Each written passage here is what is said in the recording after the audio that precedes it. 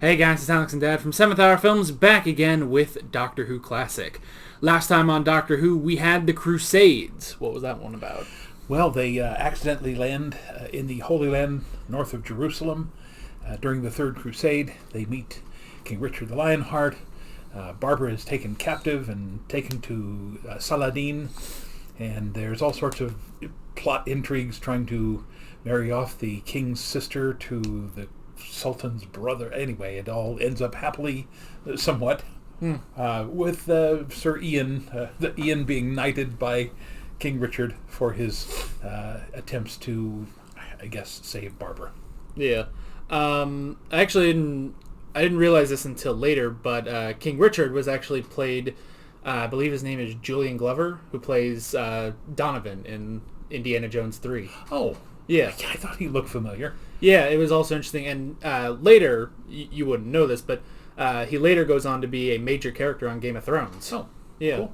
So that was pretty cool. Like, once I saw it, I was like, oh, man, neither of us recognized that. I thought I recognized the name, but when I looked at him, of course, this was 40 years before he did Indiana Jones. Yeah. So that's pretty cool. And then at the end, I don't know, there's some sort of cliffhanger where they were going next. I don't remember what it was, though. So this time around, we're moving on to the Space Museum, our next space serial, which I think that the next one will also be a space serial, but I'm not entirely sure. Okay. So, well, I prefer the historicals, but we'll take what we can get. Though it is possible that there will be some historical aspects to this episode because it takes place in a museum. Theoretically. Yeah. I mean, at some point, the show will sort of change to where it's like, well, the historicals will happen, but there will have to be some sort of alien involved. Eventually, we're going to have to get to that. Yeah. So, side note, you probably remember this, one of our last really long vacations, when we went down to Alabama, which is where I lived back in the late 50s, early 60s, and went through Florida, came up the East Coast, and then came back. We actually stopped at the Space Museum, the National Aeronautics and Space Administration Museum, just outside of Cape Canaveral. And we toured that facility, and they had one of those gigantic Saturn rockets laid down on its side, the thing's like a football field long or something like that. Just really, really cool stuff there. yeah. So, who knows? Maybe it could even be that. Maybe it'll be an entire museum of different spaceships. Well, let's see. By 1964, we would literally just be entering the space age. Yeah, that's true. Yeah, they hadn't gotten to the moon yet, had they? No. In fact, President Kennedy in either 61 or 62 had started the Apollo program by saying we expect to go to the moon in this decade, by the end of the 1960s. Of course, he died in 63. But President Johnson and NASA built that up. We did the Mercury program, which was the solo efforts, and then the Apollo program, which was 2. Then we linked up with the Russians doing the Soyuz may have been later. But the Gemini project went on for a couple of years, and then I think about 67 or 68 is when they started gearing up the Apollo program, and then Apollo lasted from, I guess the first landing was in 69, and the last one was in either 72 or 73. Of course, it's all open for debate as to whether or not that's in this episode. Yeah. It would be interesting if it was, if it was, yes, this, historical stuff in this museum, but we're also looking at it from, the future, basically. Yeah. So, we will definitely have to see in this 4-part episode, but that's pretty much all I got to say. Let's get right into it. All right, so we will go ahead and start this episode of Doctor Who. Here we go. Oh, they've changed out of their medieval costumes. Yeah. Yet they're all standing in the exact same place. Well now, we seem to have materialised much quicker than I thought. Doctor, we've got our clothes on. Well, I should hope so, dear boy, I should hope so. No, Doctor, our ordinary everyday clothes. Well, upon my soul, yes. Yes. Now, isn't that extraordinary? Yes, we were... You can't dismiss it like that. We were standing here in 13th century clothes. We can't Dear suddenly... boy, it's over and done with. Now, let's forget it. See where we are. Come along, pay attention. Where we always come It's interesting when his curiosity just fails him. Time and relativity, my dear boy. Where are there two buttons for water?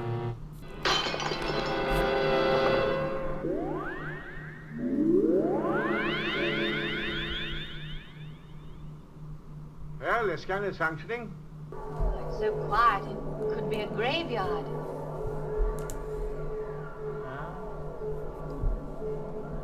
Like a launching pad The to me. big tall gray one there, just now in the center, that's very similar to what the old Russian rockets used to Maybe look it's a like. dumping ground.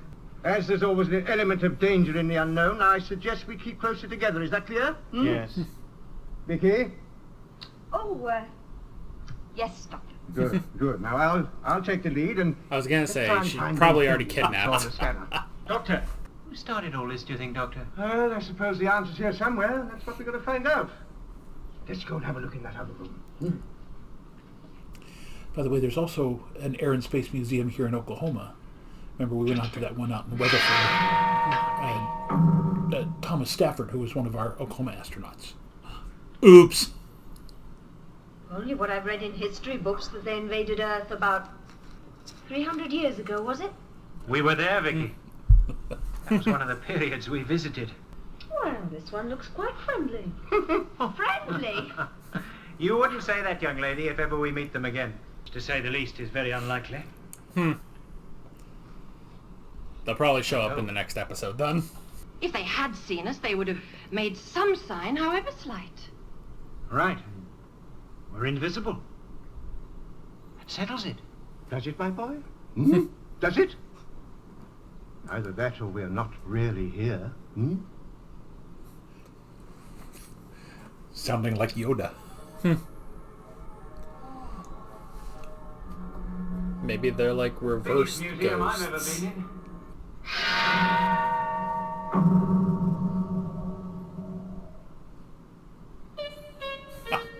It's us. That's a great It's effect. not models or pictures. But we're also standing here, looking at ourselves from this dimension. Well, it's horrible. Those faces, our faces, just staring. So that's why they were put back in their clothes. You know, I think the TARDIS jumped a time track and ended up here in this fourth dimension. Extraordinary. But there should be another TARDIS still out there. Could they not go back and get into it? They've gone. Yes, my dear. And we've arrived.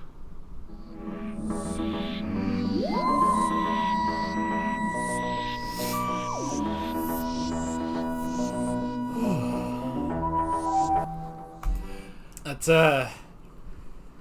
a very complicated plot we've got going now. I'm going to say, it's a very interesting premise. Yeah. In the idea they've jumped the time track. Yeah. And so there are literally two versions of them. Yeah. And when they were trying to see how to get inside and the doors opened up, that was the two guys from the museum heading out to get them because they were about to arrive. That's pretty cool. Yeah. So, yeah, that is interesting. So they jumped to the fourth dimension, but now they've technically jumped back. Theoretically speaking, yes. Yeah. And it's also interesting because it's like, okay, so them in the cases and the TARDIS being in the museum, that's the future, and now they have to prevent that. Which is interesting because it is established, way later on that preventing the future is kind of impossible once you've seen it. Once you've seen it, it's like, okay, it happened in that time. You really can't do anything about it. So the only thing I can think is, if this has to happen, where the four of them end up in the cages and the TARDIS is in the museum, they then have to figure out just how to get out of that.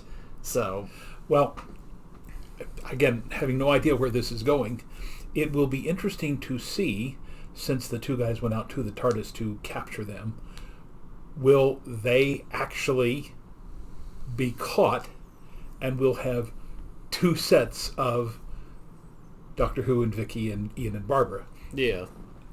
Yeah, at what point did they get caught and put into the cases? Because it's entirely possible that we'll see them kind of Back to the Future 2 maybe, where they're sort of, trying to escape the guards. Meanwhile, you see them from this episode, like, running into the Dalek and stuff like that.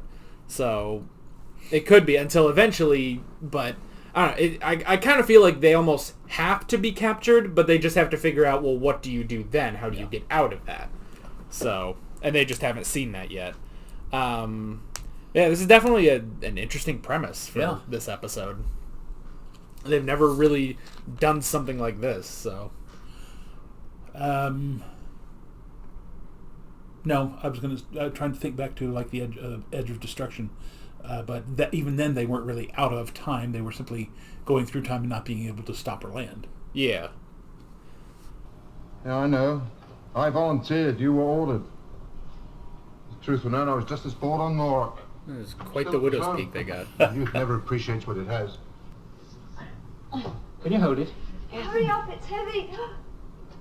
Oh! All right. Why not let Vicky get it? Very unchivalrous of you there, Ian. All right, Barbara, here's your weapon. You've killed him, Sita. Couldn't have, I hardly touched him. He must have fainted. Shut up, both of you. There's no time for arguments. Notice they're wearing very 1960s tennis shoes. Stay here and watch him, Darko, in case he recovers. Me? Where are you At least they're going? changing To try it and up find and the someone to doctor's bring him being round. kidnapped. Well, don't worry, we won't be long. He was looking in one of the cases. I suppose we could have left him behind. I bet he's been captured. By whom?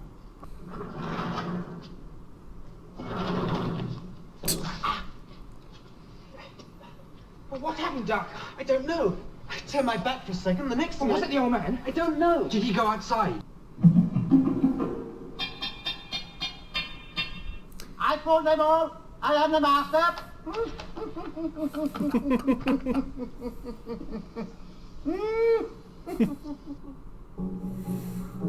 How did he climb into that? Knocked that guy out, tied him up, and climbed into the Dalek. All off screen, but whatever. Seems highly unlikely that the old man could have climbed into the top of that Dalek.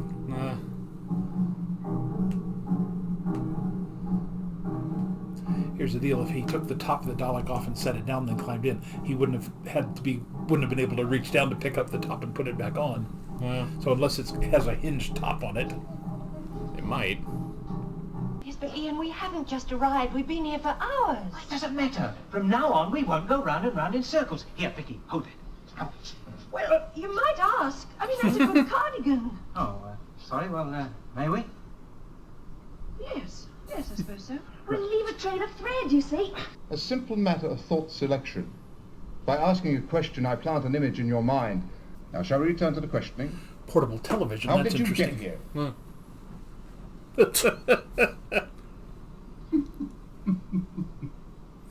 You shouldn't have told him how that thing works. Or maybe the doctor's wrong and you can't change the future. Oh, don't say that, Barbara. I can't bear to think of such an awful thing happening. Well, I can't bear to think of it either, but we can't. Didn't work, eh? You come with me. I mean, she wasn't wearing her jacket. She was wearing her jacket in the case.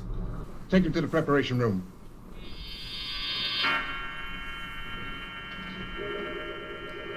Should be a good time for that jujitsu, Doc.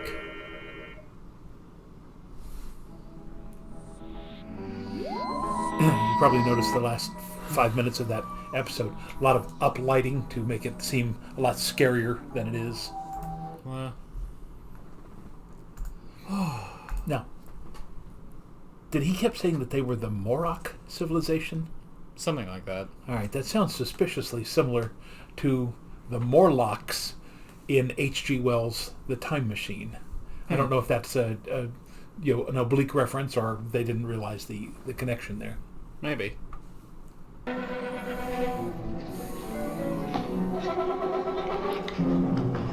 Should have had Barbara do this.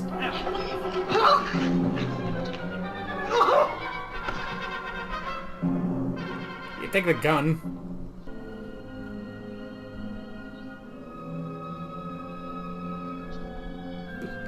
Random piece of wood lying around. Are you in here? So then what happened after the Moroks had captured the planet? They destroyed everything. Even our people. Only the children were spared to work. How horrible. We are a slave race. When we grow older, we are taken to other planets. Sita, Darko, and myself were due to go. But that is why we hide here and plan. But although we sworn to drive the Morocks from Zeros, it will not be easy. What kind of lock does it have? An electronic brain, programmed to ask questions. The answers given open the door, but they only open to the truth. Sort of lie detector. I could see it. Maybe I could... It's like the bridge keeper in Holy Grail. Well, You must answer me these questions Why do you 3. want this revolution so much? What is your name? The latest in computer gear from 1964. The gigantic reel-to-reel magnetic tape. of course, in the future, you're only going to need one of those. Ooh, nice. What is your name? Vicky? For what purpose are the arms needed? Revolution! Well done, What Vicky! is your favorite So I color? only had to answer Blue. the truth. I didn't have to give the correct reply. You'll be a fool if you kill me. You will achieve nothing. Possibly, but it might be enjoyable. Now get in, both of you.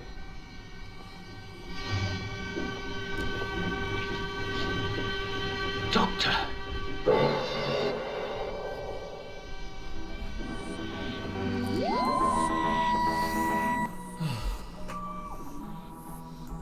It's not the greatest cliffhanger they've ever had, but No. very clear that Hartnell got the week off. But again, it's an interesting premise. It's kind of clunking along, if you know what I mean. It's Yeah. and again, it's a matter of, it's not the direction because the director is working with the script, but again, if this was one of those things where they had planned out the first season in advance and then the second season in advance so that the writers actually had some time to work on these scripts, this would have been a fascinating piece of work. Yeah. Right now it's an interesting premise, but it's just just stripping its gears here. True, but that said, there's only one more episode. Yeah. It's not like, because I could easily see this, like, if this was a 6-parter, then it's like, all right, we gotta need 2 more episodes to meander, and then the finale. It's like, no, we're going right along. That's so. it. I shall be watching you very carefully. So don't try any tricks. There are no tricks in science, only facts.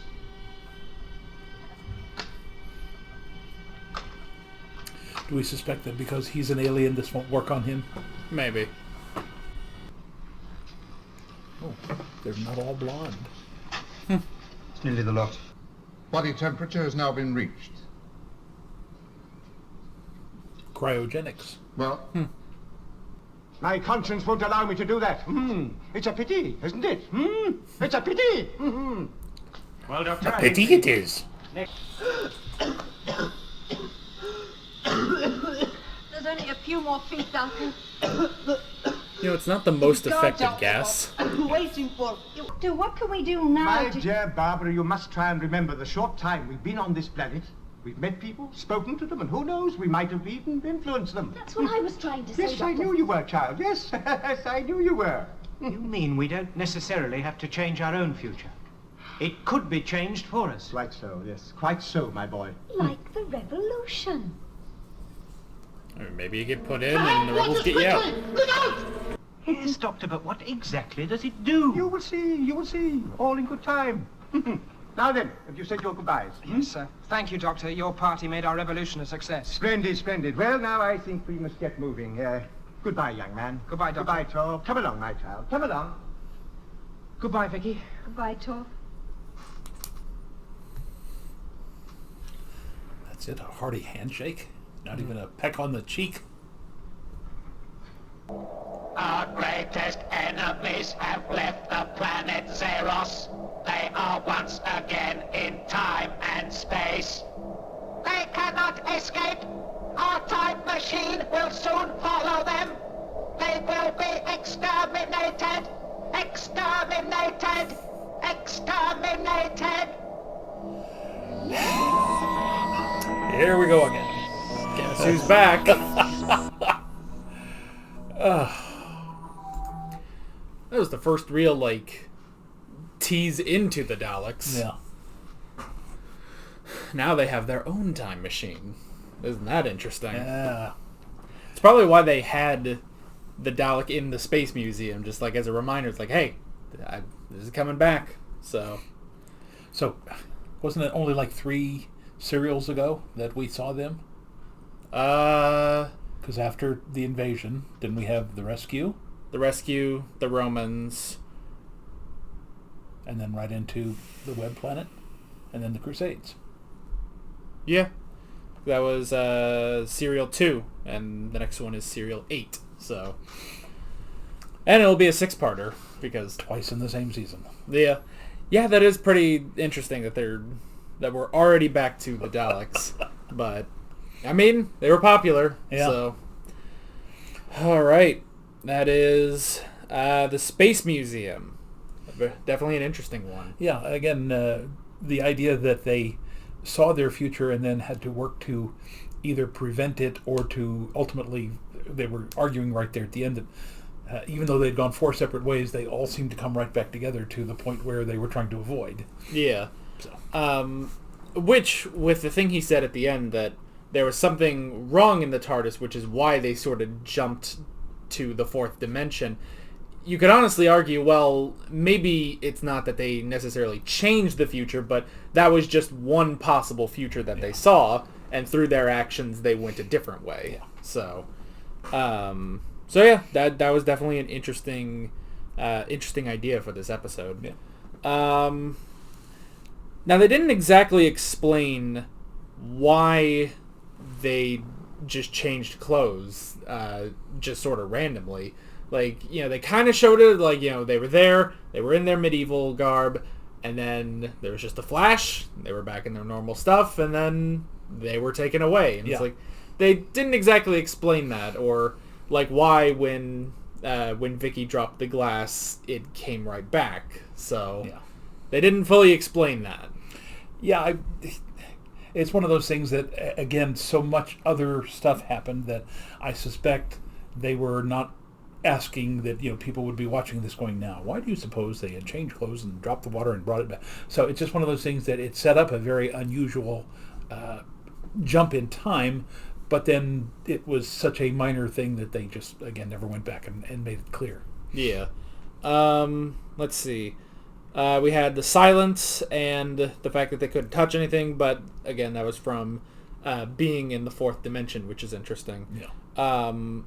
And also just the fact that the Doctor has always wanted to go to the 4th dimension, but he could never figure out how to navigate it, which is definitely interesting. You would think that would just be, just sort of a part of, the TARDIS, but it is sort of a different, thing. Going to the 4th dimension itself is its own sort of thing, rather than just traveling through space and time. So now, we may have mentioned this before, but several of the commenters have said that Gene Roddenberry was a fan of Doctor Who, and you may remember from the original series, there was an episode where several of the members of the Enterprise got out of phase, where they were like incredibly sped up or slowed down, I can't remember which one, but they were existing in a space where people could not see them because, again, one group was operating on regular time and the other group was operating either on very sped up or very slowed down time. So it may have been influenced by this. Yeah, possibly. I find it interesting that, once we get the backstory on, like, these guys that run the museum, and we also get the rebels and stuff, when you really stop it, it's like, okay, these are these, like, oppressive species, they're oppressing, these guys, so they are forced to rebel and stuff.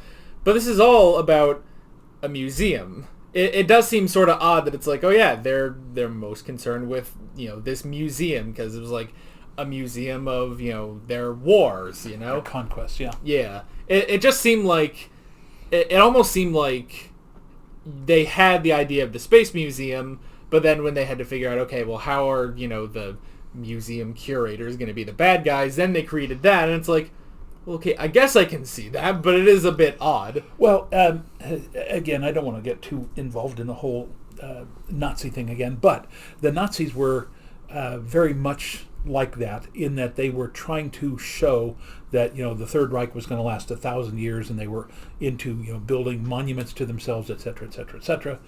And I don't know that particularly influenced this, but yeah, that is the idea behind the Morax, is that he had said, this isn't the only planet we've conquered dozens of others.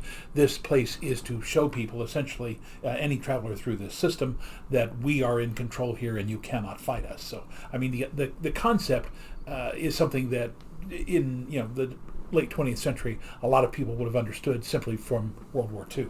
Yeah, so they wanted to show that, like, what were they called? Morax. At least I think that's what they're called. I think so. They wanted to show, like, Morax science is the best in the universe, and we have an entire planet for that. So it's just that, other people lived here. Doesn't matter. Now we have a museum here. Calling it the museum is kind of a misnomer. I mean, it really is more of a warning to other species that you cannot come here because this is what you will be subjugated. Right. It's like a giant collection of their monuments and all that stuff. Yeah. And while technically, yes, you could call that a museum, it's not sort of a, like the doctor says, like, oh, well, if you reduce the price of admission, maybe people will come. It's like, people don't really want to come here. Yeah. So, so that was interesting concept. Let's see. We had the whole talk about preventing the future, which again was interesting because yeah, you could sort of say it's a bit open to interpretation whether they actually did change the future or it's just that was a possible future that they saw. I think that's the way it ultimately resolves itself, is although they again did not specifically wrap that up in that last couple of minutes there, but yes, they saw one possible way and then realized that by doing different things they were going to try to change it. But again, they had their doubts when all four of them were there at the end, when she said, we took 4 separate paths and yet we all ended up back here. And then it changed anyway because Vicky had started the revolution. Yeah. Which it is interesting when you compare it to more modern Doctor Who, where there will be entire episodes where the main thing is, like, the Doctor sees the future and then he says, like, okay, well, it's set in stone. I've seen that this happens, but you sort of need to, like, find ways around it, basically. Like, even if it happens, you need to figure out how to still come out the other end all right. Yeah. They sort of do the same thing on Merlin, where, like, Merlin will have a vision of, like Arthur being killed, but it's just a very small vision. You kind of just see someone stabbing, and he just assumes, oh, Arthur's going to die. But it's more like, well, no, you just saw someone being stabbed. Or someone stabbing, you don't know that he actually connected to Arthur. Yeah. So now, in this Merlin series, because I haven't watched it, do they go on the premise that Merlin is living backwards through time? No. Oh, okay. Because again, many of you probably read. There's literally a 4-part book called The Once and Future King, which is a story of Arthur literally from his birth through to his death, and in that, Merlin basically starts out as an old man and then lives backwards, so that he knows the future, but he can't remember what part of time that he's in, sort of thing. So it's an interesting concept. Yeah. No, it's just Merlin just as a normal person going through time. A normal sorcerer. Yeah. Well. Yeah. And I've played Merlin too. I'm sure you have. There's hardly any characters I haven't played. Yeah. Because I just now remembered, I'm sure people have been questioning since the video began that your arm is sort of wrapped up. Yes. Well, I don't want to go into all the gory details. This is not like what happened when Alex had his accident. No. Yesterday, I went into the heart hospital, and I had a minor procedure called an angiogram. And I know Alex gets squeamish when I talk about this, but this is to keep my wrist immobilized, because they went in right there at the juncture of my hand and my arm, and they threaded a tube up through the, vein or artery into my heart, and they expanded a stent, a little piece of metal mesh, which opens up my artery, which then, I guess, increases the blood flow to my actual heart. It has nothing to do with my heart pumping blood. It keeps the heart muscle supplied with blood. Yeah. So I have to wear this for like the next 2 or 3 days. So yeah. I'm good. Everything's fine. Yeah, he's fine. I asked yesterday after you got home. I was like, "Are you gonna be all right to record?" But you're fine. Yeah. And that's the thing. It's an outpatient procedure.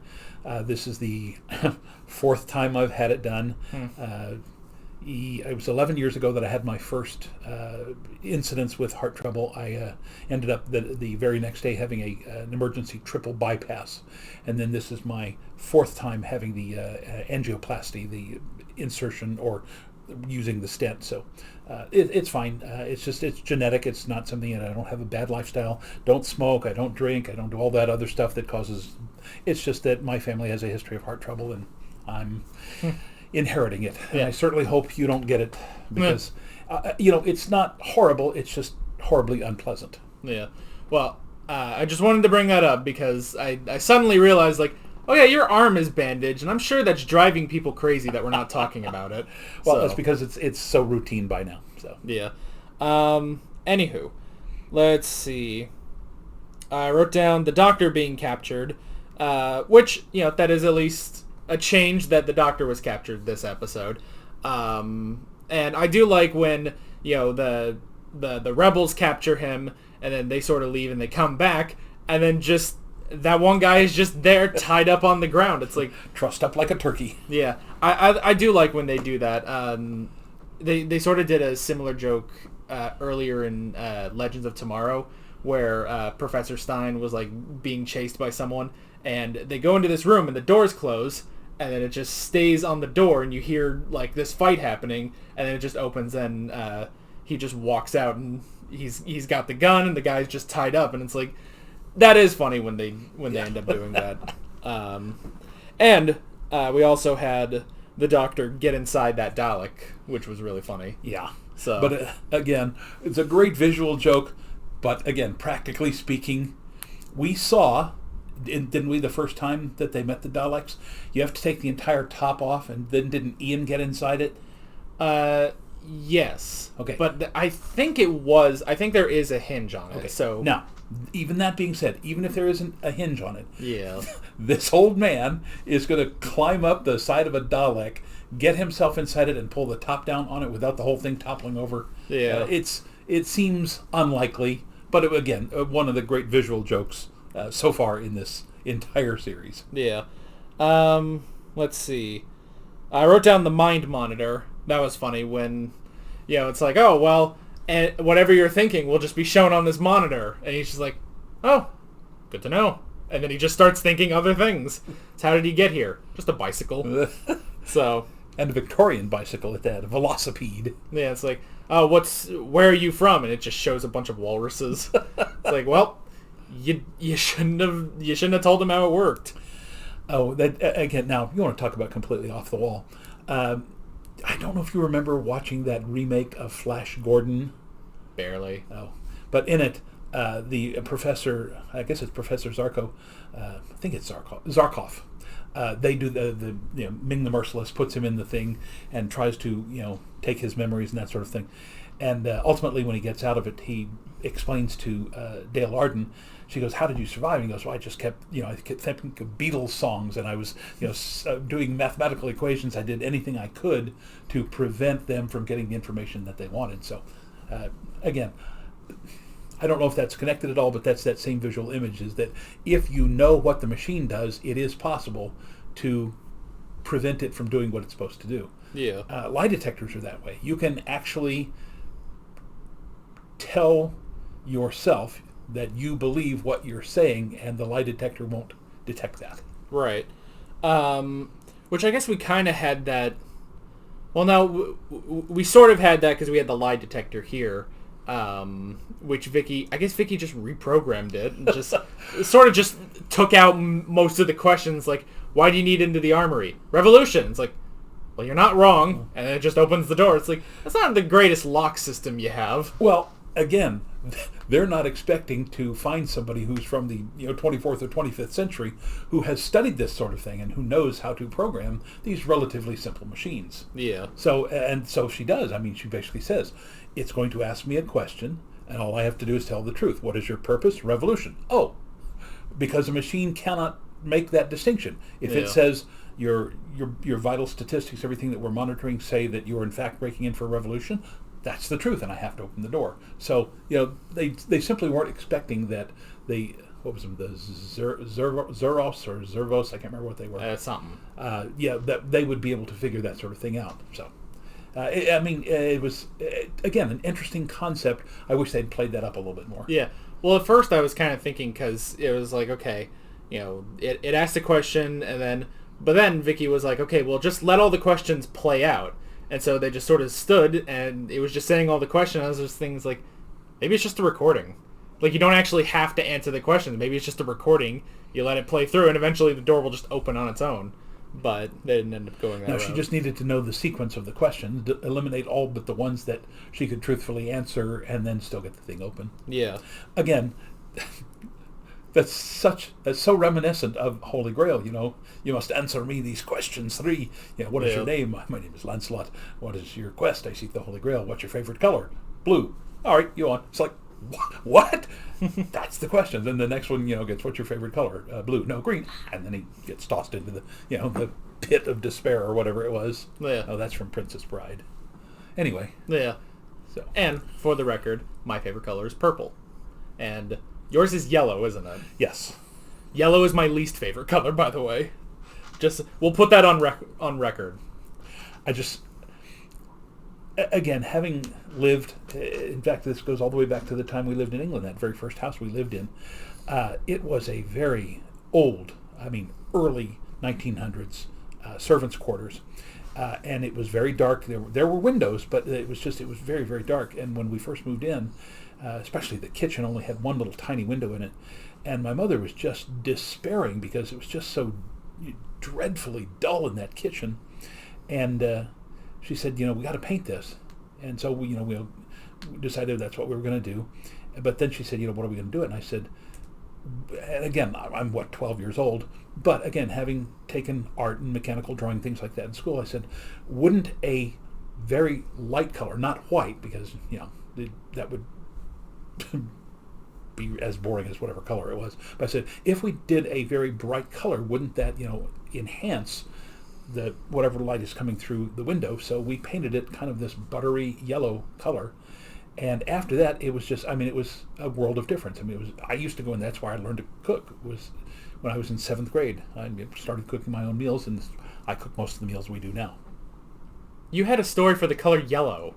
I'm sorry, I have a story for everything. No, it's fine. I just didn't expect that, Alex's dad exists. Alex's dad has an anecdote. Thank you very much. Yeah. Even for the color of yellow, apparently. I'm here all week. Try the veal. I just like purple because it's kind of weird. So, there's nothing more to it. So. Well, it is the royal color. I had a student who's a friend with me on Facebook remind me. He was doing something and he picked out some purple paint. And his wife asked him a question, why purple?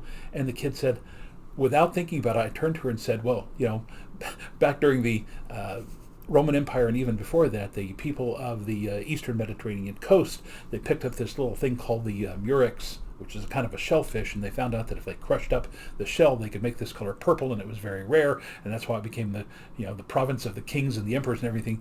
And he said there was this long pause, and he said, my wife looked at me and said, how the hell do you know that? He goes, because Mr. Lemon taught it to me in world history class. Well, alrighty. Let's see. We had the cryo freeze, which that was clever. With it's like, oh well, how do they turn them into just displays? Like, well, they just cryo freeze them. So that was interesting. Of course, being in black and white, they don't do like what you normally see in some with color, where it kind of turns them a bit more blue. Yeah. Sort of just lose all color because they're frozen. It's also, again, the standard thing back then would have been to take some of that Christmas flocking that you put on your trees to make it look like snow and just dust him over a little bit with that. But again, that would have taken too long to get get him out of that once they had done it. So Yeah. I did notice there were a lot of cuts in that last episode where it didn't flow from one scene to another. It's like, here's a scene, suddenly go to blackout, and next thing you know, here's another scene. So either they're getting more and more time to do that, or again, Verity Lambert or whoever the showrunner was going, we need to compact this into 4, so let's kind of just go in and we'll just snip that out.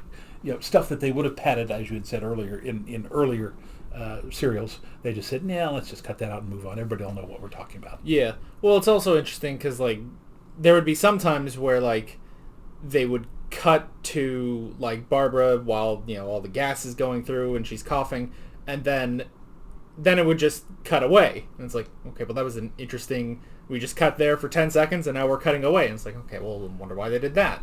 So, just to remind us where Barbara was, I guess. And yeah, because it could have been like more towards the beginning of one of the episodes. So just remind everyone where everyone was. Let's see. I guess sort of the last thing I wrote down was the revolution, which it does at least make sense. When sometimes when we get like these fights where like Ian's taken down 2 of them, and it's like, it's not the greatest fight in the world. It's okay, but it's not great. And then sort of when we get the revolution, it's just sort of, run around and point the gun and they'll fall down. And I at least like that they sort of explain in this episode, like, well, we're in a museum. These guys aren't the greatest soldiers. The governor was like, oh, I should have, great trained soldiers. Yeah. Instead, I have you guys. So, it does sort of work out. It's interesting that all the rebels looked like almost exactly the same. Like, they were all sort of wearing, the same clothes, but they all seem to be guys in their early 20s with the same haircut, and they're all the same height. And it's like, well, this is interesting because they said, it's a good detail that they're young, because they said, well, only the children were left alive, and so now they've grown up, but they haven't been taken away as slaves yet. But it did seem odd. It's like they all look exactly the same. Like, I can't really... Like, at one point you were like, oh, some of them, they don't all have blonde hair. And I was just looking, it's like, I guess that's true. Yeah, well, the first time we saw the 3 of them, the original 3, they all, again, exactly, they were dressed like beatniks. They had the black turtlenecks and the black pants and the oddly 20th century sneakers on with the white laces. I mean, seriously, we noticed that sort of thing. Oh, yeah. But then when the group of them came in, when Vicky was trying to get the revolution started, that's when I noticed, oh wait, they don't all have blonde hair. You got some guys with dark hair. But yes, they all do have kind of the same haircut. And again, I think the idea is to show this is one race, and all the other guys who, as you said, have the gigantic widow's peak and everything.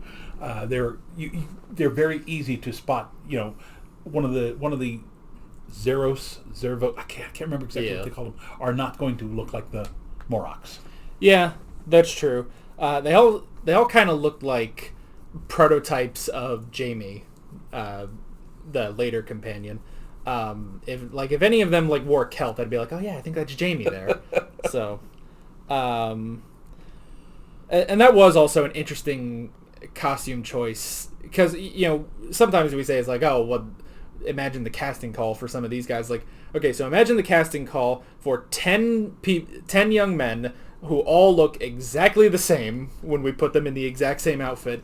And then you would have to find at least like 5 or 6 of these older men who they would all have to be bald, because they all have to have the largest widow's peak in the world when we put the wigs on them. And it's like, yeah, this is an interesting casting call to get multiple of just these 2 designs. Now, that being said, first of all, I think, and I don't know for sure, the Morocks with their widow's peak, I think that was a skull cap. I think they'd slick their own hair back and then put the skull cap on, because if you noticed, that widow's peak and their hair went up another like 5 or 6 inches. They were humanoid, but obviously not humans, because they had this rather bulbous head on. Yeah. But that being said, I'm always fond of telling people here in Oklahoma, actors that I've worked with over the years, who all say, I'm going to go to New York or be on Broadway, or I'm going to go to Los Angeles and would be in the films. I keep telling them, you have to, I applaud that they want to do that. If they've got talent, I will certainly encourage them to do that. But you need to understand that when you audition in Oklahoma City, even for the larger semi-professional and professional companies here, you're going to walk in to read for a specific role, and there may be 4 or 5 guys who are reading there for the same role, and they all kind of look the same. But you go to New York or Los Angeles, and you walk into that room, there are going to be 50 to 100 guys who look exactly like you. And you're not even going to get the chance to audition 95% of the time, because the casting director, the person who is looking at these 50 to 100 people, is going to look through the pictures first. And out of 100 people, they're going to choose 5 people that they think look best, and then say, all right, I want to see these 5 people. The rest of you, thank you very much. And then you all go home, or, you go out and go to a bar and drink your sorrows away, or go have a burger or something. But you rarely ever get the chance to say, even though I'm not one of those 5 guys, I still think I can do this role, and you don't get that chance. Here in Oklahoma City, I almost always, when I do auditions, people have always said, I'm always surprised how you give pretty much anybody a chance. And that's because over the years, I've found some spectacular gems, some diamonds in the rough, people who come in and read for me, and I think to myself when I first see it, oh, that's never going to happen. I would never cast that person in that role.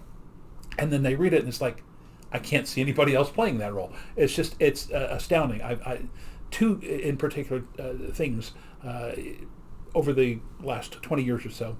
I had a young man who is just this very suave and very sophisticated, nice-looking guy, and I always cast him. He looks great in the tux, and he's just got that great diction and great movement.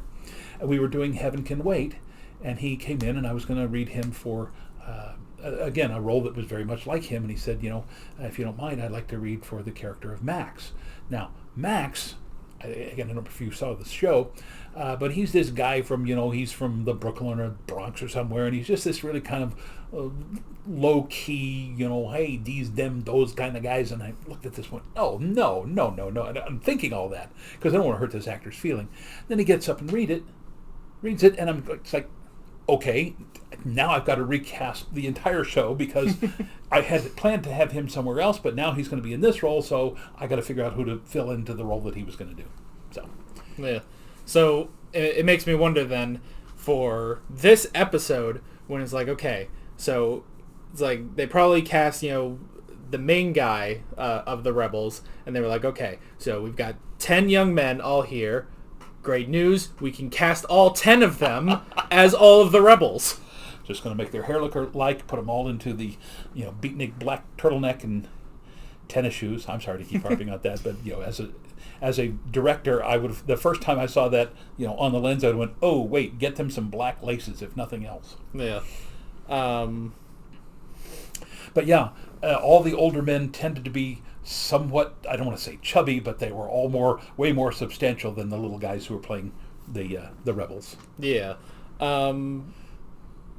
Yeah, I guess that's pretty much it. You got anything else? I got nothing else. It was a fun episode, fun serial. Enjoyed it.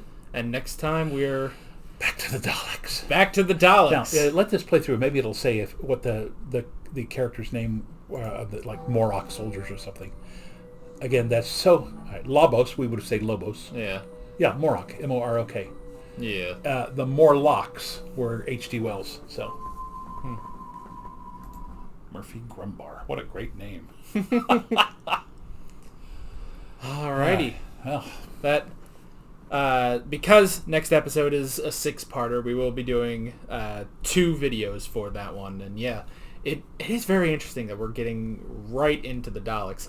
Although I like when they saw the one Dalek in the museum, and Vicky says, oh, well, we learned about the Daleks in the history books because they invaded Earth a couple hundred years ago. And it's like, well, all right, that's kind of cool to see. And, with Ian saying, it's like, oh, yeah, we were there. Not long ago, actually. Like, right before we found you, we were there. So, yeah. But yeah. But again, that also brings up the rather odd question. Was that a Dalek from Earth? Although it said from planet Skaro. So that means that the Doctor and Ian and Barbara at least should have said, hey, wait a minute. We know that they got to Earth in the future, but now are they spreading out because they've come into this galaxy or this system? So there should have been a little bit more of, wait a minute, why is this guy here? Why do we have a Dalek here of all things? shouldn't the Daleks have all died during the invasion? The ones on Earth did. Yeah. But, again... And their spaceship exploded, so yeah, maybe... I mean, I don't know. I don't know if the next episode is really going to tie into that, but yeah, that does sort of...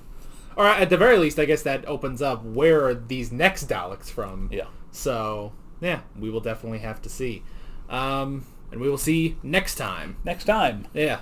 So, with all that being said, we're Alex and Dad from 7th Hour Films, and we will see you guys then. Take care. Alright guys, thanks for watching this video. If you want to watch more of our Doctor Who classic reactions, you can click on the playlist, you can subscribe if you haven't done that already, and be sure you hit that notification bell. You can support me on Patreon and follow me on social media, links below in the description. See you guys later.